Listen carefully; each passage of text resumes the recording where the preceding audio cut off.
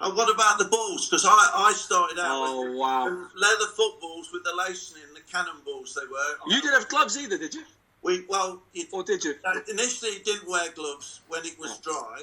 And when it was wet, I used to go down and get gardening gloves, which were string gloves, and that was it, really.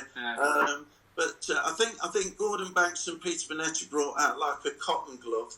I didn't get on very well because it was very thin, and the mud used to stick to it, whereas I felt with string gloves you could rub it off, and even when it was wet you could get the water out. But that was the limit, and you used to get a lot more, your fingers knocked up, your wrists, that type of thing. A lot of, swollen fingers and what have you. But it's gradually got improved, and I think these days, I mean, I've not actually played with the balls you play with, but they are obviously a lot lighter and do a little bit more through the air. But people say to me, well, does that mean why the goalkeepers don't catch it? And I said, well, to be fair, when we went to Mexico in the World Cup, shots from 30 yards were like shots from 20 because of the altitude. But when you trained for a month before the tournament, you got used to it. You got used to that. You used to have to expect a shot from sort of even halfway through your own half. And I think it is something you get used to. I don't know what you feel. Maybe, do you think? No, well, having played, I mean, I haven't obviously played with balls with laces in, but yeah, the balls have changed a lot, and the one we have in the Premier League at the moment is probably the best ball that I've played with. It's the most true ball, and it's got a great weight to it. It's good to strike. It's got good grip on it. We now have so many options when it comes to what type of gloves we wear. I was going to ask you, when did you, like, you obviously at the end wore latex gloves, didn't you? When did you kind of first try, your first type of like real football gloves? They got a bit better and what have you. I mean, when I was playing for England, I brought out a string glove with a bit of elastic in the wrist and dyed it black. And I was playing for England in the early 70s with these gloves, and that was it. I put them on the market. That's how, But eventually, they got the. I think when I was at Forest, for example, we had a thinner sort of foamy type glove. I mean, and they progressed. I just remember in Germany in particular, they were always well ahead. Like Sepp Maier, who played for Germany in the '74 World Cup when they won the World Cup. His gloves, I mean, they were like twice as big as his hands. They were unbelievable. But I couldn't get on with that. But they were always that far ahead. It was Adidas and Puma. That was basically it. There was no Nike and all that. I got involved with a sports company called Admiral that were basically in Wigston in Leicester, and I got involved with them, and they brought out a goalkeeping strip. It was a white jersey, white shorts, and white socks like Real Madrid. And I thought it was something new, because all you had in those days was plain green jerseys or plain colours. You weren't allowed any, not like the patterns you have these days.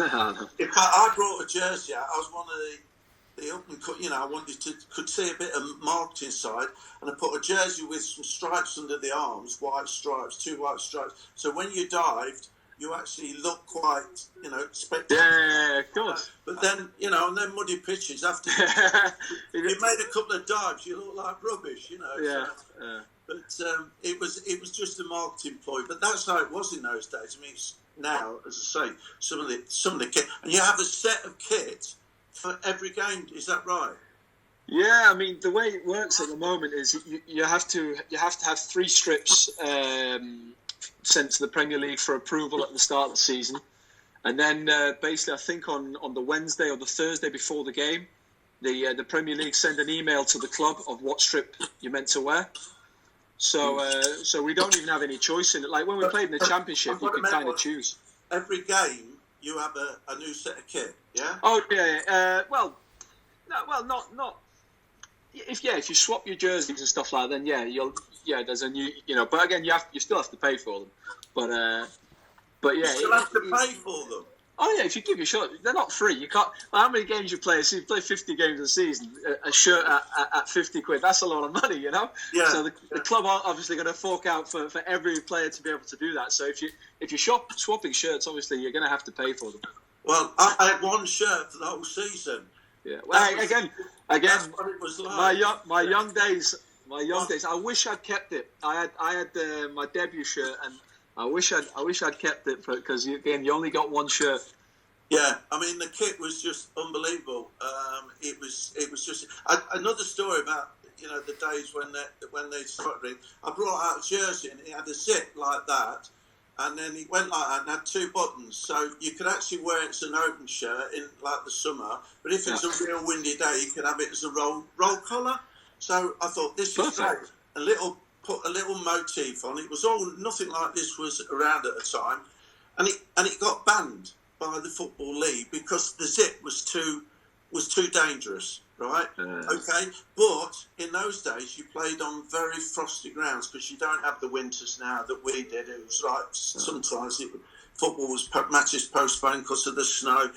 Frosty grounds, you still played on them. So of course, under your jersey, you put a tracksuit top with a zip on and put your jersey on top. That was fine. You could play like that. But I couldn't have a jersey with a zip on. That's how it was. But again, it's the same with the undergarments that we wear now. They're so controlled and so checked of how and what they're allowed to have on them and health and safety and all these things. I do the same thing sometimes with the undergarments as well. I'll wear a zip up one or something just to stay warm. Yeah. On the training side, do you, when you train? I mean, I looked at quite a few videos, of training sessions and what have you on the internet.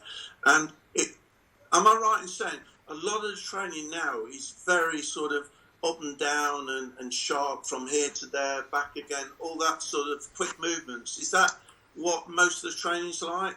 Yeah, again, I think it comes down to your coach. I mean, for example, when I train with our national team, it's very, very technical, very specific, very controlled kind of movements, getting used to very specific techniques and getting into very small details. Whereas with other coaches like Mike, which has been amazingly good for me, it's very much match situation. Everything is at match pace, and you have the way we work at Leicester. I love the way we work because we'll have all the goalkeepers from the oldest right down to the 15-year-olds. We can be 8, 10, 12 goalkeepers sometimes in one session. But that also means you have rebounders everywhere. You have people, left footers, right footers, to shoot, to cross, to head, to do all these different things. So Mike's brilliant at utilising all of the different aspects of the game and making everything match realistic. So kind of you will be moving quick if you don't catch the ball or dispatch the ball for a corner or for a throw-in. Because in a game, that's exactly what's going to happen. So it develops over time. Obviously, when you're young, it's very, you need to have the very technical coaching. You need to get the techniques right, and you need a lot of repetition. And when I was young, it does get boring. It does get tedious. But it's every day. I was every single day at least 100 volleys up against the wall, just catching, practicing the same again. So it becomes muscle memory, and it just becomes ingrained in you. And the same thing with just catching, diving, all these different things just over and over and over again, so that it just becomes second nature. But I suppose it was kind of the same thing with you, wasn't it? Well, that's the reason I asked, because I always tended to. I like to do pressure work where you've got to be here, there and around, you've got to be sharp, sort of match time situations. But I also like to slow things down a little bit, and set up little exercises where you just concentrate on, like you just said, doing the same thing, getting your mind right, like little one-on-ones. I just set up a little exercise where I'd get if you're working with the keepers, the keeper would come and you gradually come forward, but you'd always be balanced, and when he got to a certain point, you could either block it or take it off his toe, but it was all a little bit more controlled, a little bit that type of thing. Get your technique right, getting your mind right, getting your timing right. And then we do the up and down quick stuff from A to B and back and all that. A lot of the training I notice is just on the internet. A lot of it is very quick, rapid stuff where you don't always get a chance to just think about the right technique. It's all very up and down and that sort of thing, you know. I will say our Instagram guy, he kind of. Sorry?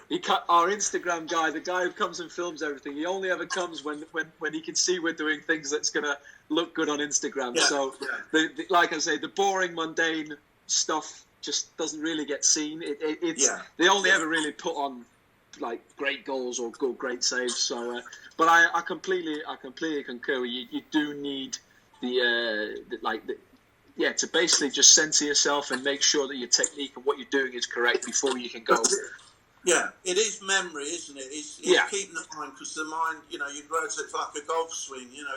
If you don't practice and do it, you know, correctly, you know, you can easily lose that technique by just playing and just by, you know, hitting many balls, you know. 100%. And it's about consistency, because good goalkeepers aren't the ones who make all the great saves. They do the basics well.